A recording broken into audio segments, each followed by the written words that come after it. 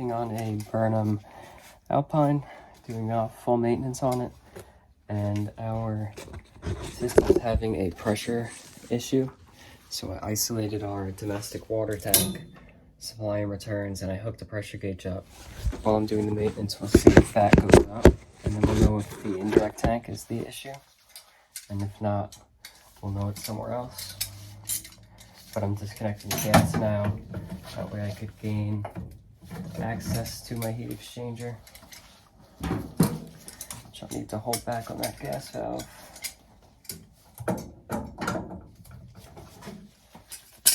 Get in there with a smaller wrench, since I made this tight.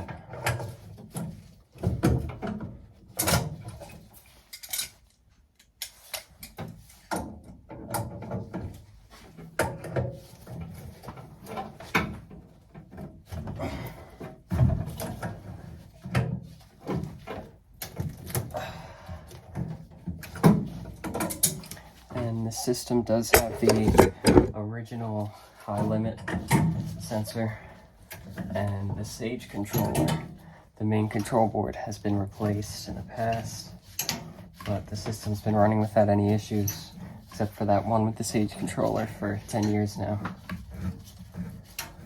And it doesn't appear that it's ever out of full maintenance, because there's still factory paint on the screws.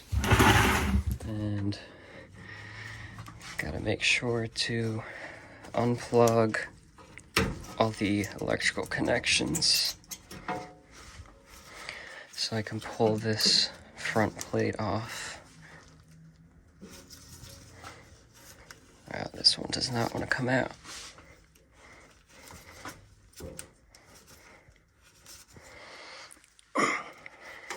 So that didn't want to come out, and some of the rubber's stuck on there, but it is what it is. It's just the ceramic. Got power into our control board and very fragile wire connectors, which happens with age, as well as control wiring for the blower in the back, gas valve, and that is it for electrical. Now I can take off our cover plate screws here.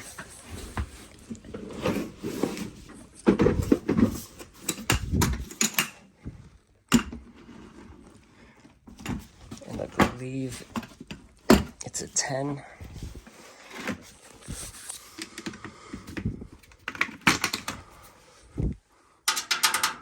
It is a 10.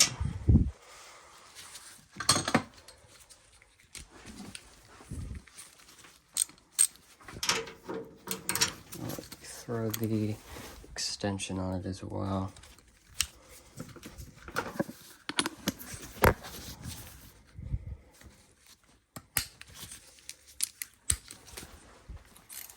Okay.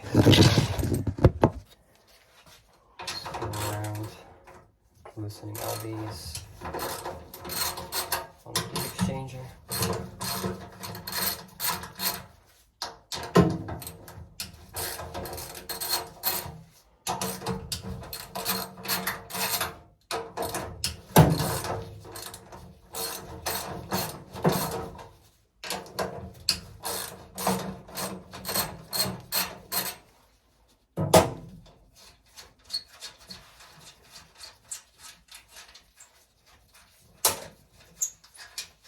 And this homeowner found us through the YouTube videos,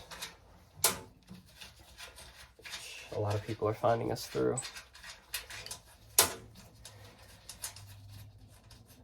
Overall, the whole system looks pretty good. It's piped correctly, that's one of the most important parts.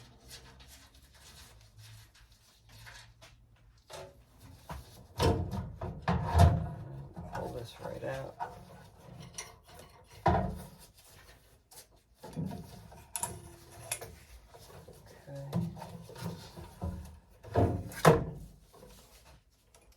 There is our burner, our igniter, which is pretty caked up, and our flame sensor. We'll take apart this whole gas valve assembly and make sure that's all good. And here is our heat exchanger. You can see the majority of the slits in between each pipe are very, very caked up. This is possibly 10 years of buildup, maybe 6, because he may have had this portion cleaned before. I just know that that portion hasn't been fully taken apart. But we'll get cleaning this, scrubbing it, as well as cleaning all that out.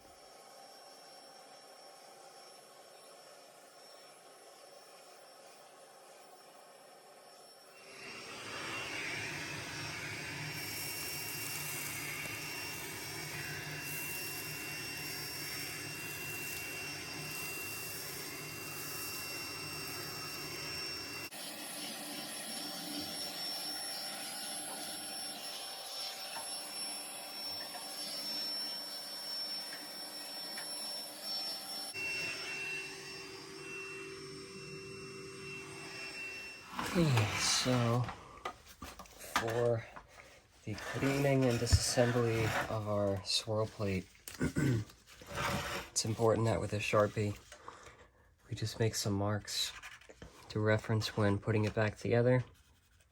And this is stated in the manual to do it that way. So that is the way that I continue to do it. And we have the factory paint on this screw, so I take a smaller Phillips to break that paint out of there.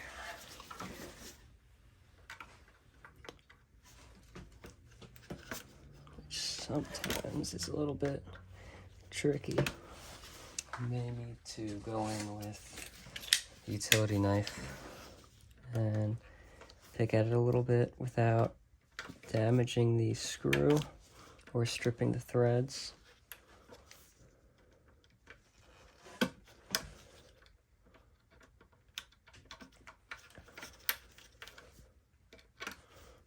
It's always annoying, but this is what they do to show whether or not it's ever actually been taken apart. And get the majority of it out, and then I can stick a regular Phillips head. This is my Klein 14-in-1 HVAC. There's a link to this in my description. I have an Amazon link with all the tools that I use.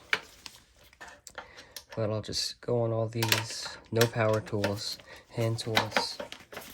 It's all delicate screws going into either thin steel plates or thick aluminum. And we don't want to destroy anything.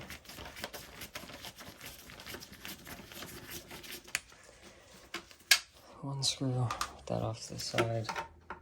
There's 3 total.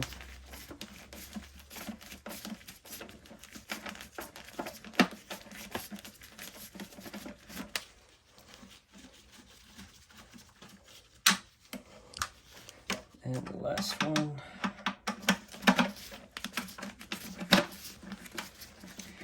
Doing these so frequently, I've cut down a lot on the amount of time it takes to do them. I remember the first one took over 2 hours with Mike,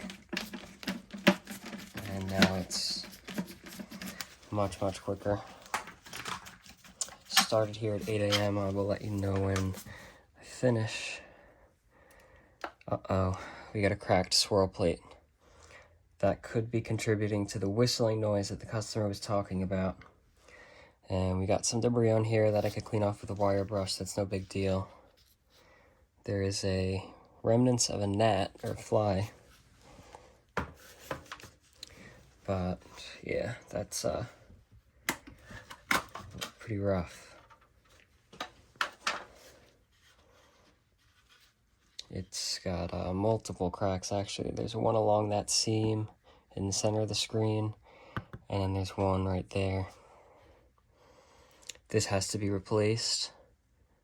Let's see if I flip it over. Oh yeah, you could see that one right there. And the whole centerpiece is just about falling out.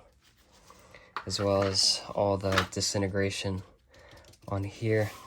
I'm gonna run to the van, make sure I have it for 150. I believe I do, and then I'll discuss it with the customer. Yeah, Thanks. you could loop me in next time, you know, whatever it is, because I'm just curious to see kind of what else is going on in there. Yeah, absolutely. Yeah, absolutely, thanks. So we got our new swirl plate and our inlet adapter. So we'll be swapping these out, which I'll make some Sharpie marks, figure out the orientation on it. That way I can, that's a little scary. That way I could get it in exactly how it is. Let's see, we got our 2 center holes, this hole for the screws, 3 up there, 1 here, 1 here, and 1 here for the screws that hold the gas valve on. So this is going to be the position that we put it in. And then this, we know that when we made our mark, it was in line with this dot. So I will take this off. We get new screws with it as well.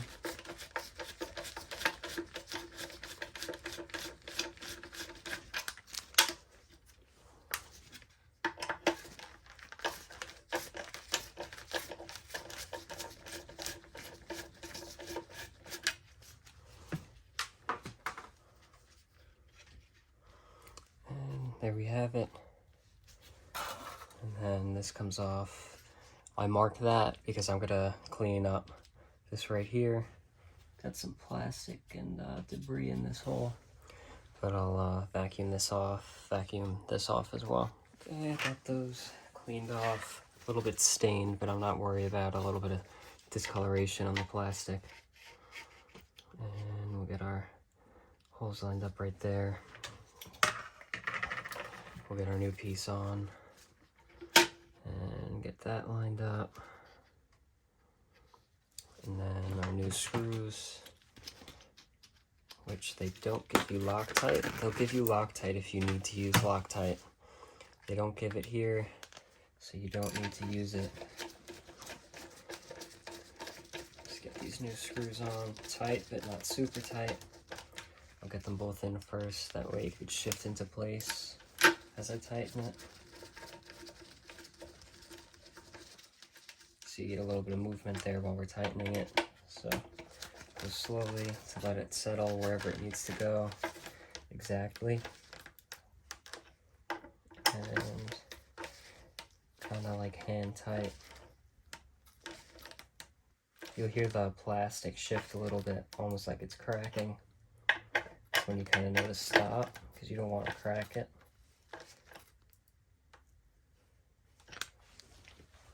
And since we're replacing both of these, we don't need to clean both of these. So this will just go right back on there. And we can clean our gas valve. For that,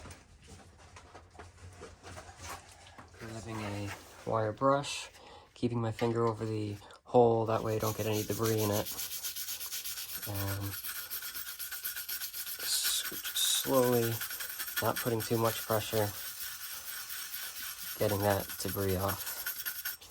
Okay, so I got it cleaned off. I'm gonna pop this plate back on carefully. It's all very fragile plastic. I think from the heat, it just gets more and more brittle. And it does snap in. Sometimes it's not totally audible, but you could feel it.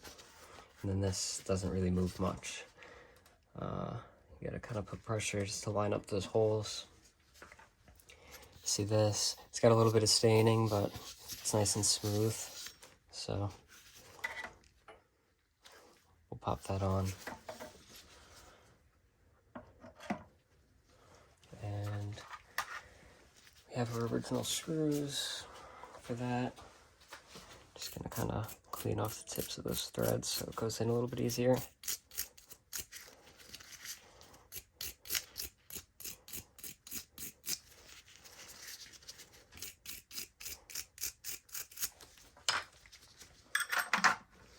goes in. Get them all there so it's nice lined up as you tighten it.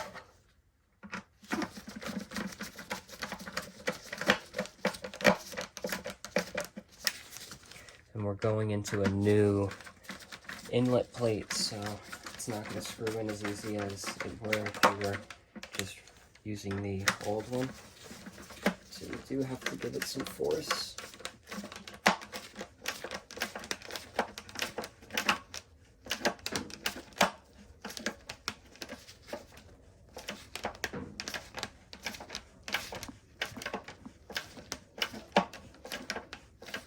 And you can see I'm using my other hand here to pull up on it as I screw down, because you don't want to be pushing the blower housing into the ground.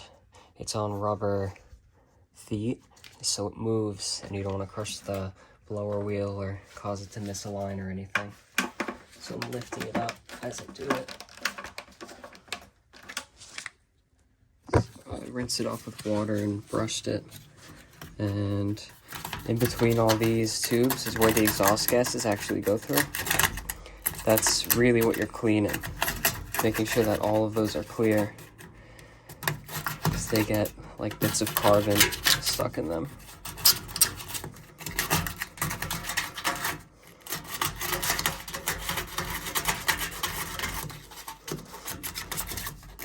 So do this for every single tube and make sure that they're all clear.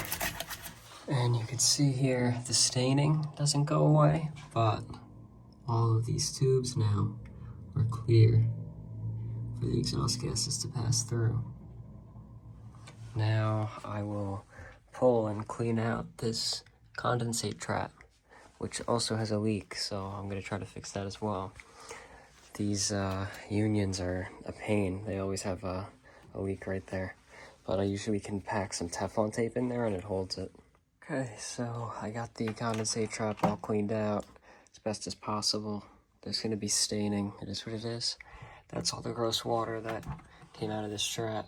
So hook it back up. We'll prime the trap and flush some more water through the heat exchanger, and should be good to reassemble. This I took apart to clean the blower or the burner tube, but I still need to clean off the igniter and flame sensor. Okay, I just put it in. I ran loads of water through it, and we're dry. So hopefully we stay that way. It's always a pain with these, even with the new rubber washer or seal in there, it still drips. I don't know why they invented it that way. So this is interesting. I just mounted this in place. I'm going to take off the igniter and the flame sensor. They're original.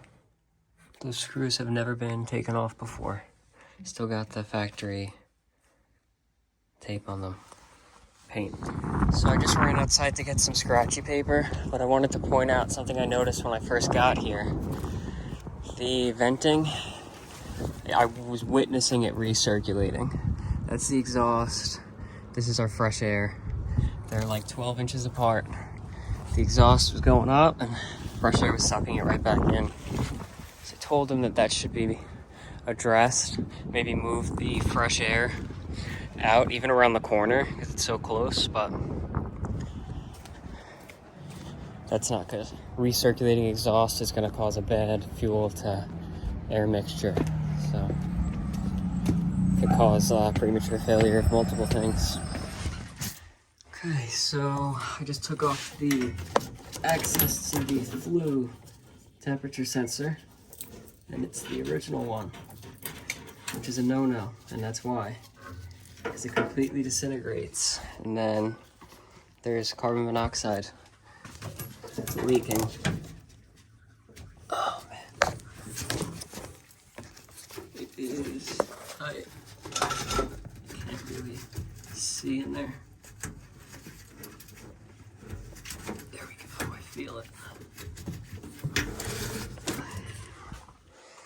There's most of it, so that's got to be replaced. That's a must do. I also cleaned these off, put them back in, and connected our trap with Wagos instead of the wire nuts, connected our gas, and after I do that, we'll fire it up, do combustion analysis. Got our testo zeroed out and put it in place with the new temp sensor cap in there with grease. And I'm gonna open up our indirect. Our pressure did not go up, so our indirect tank is not the issue. And we could power it on. 2 zones calling, one's probably the indirect.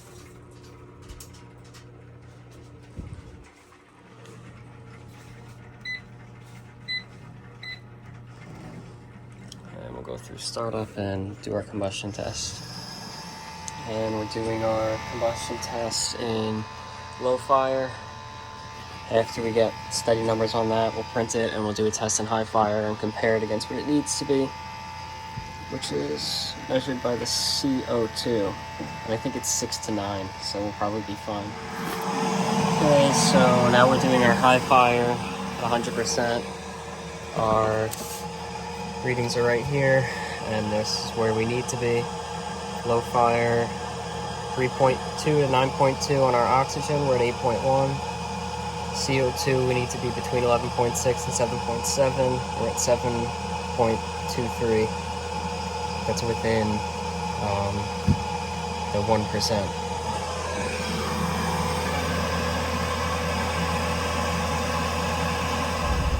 Okay, so I forgot to record any more footage, but it was just putting everything back together and making sure everything's running safely and properly.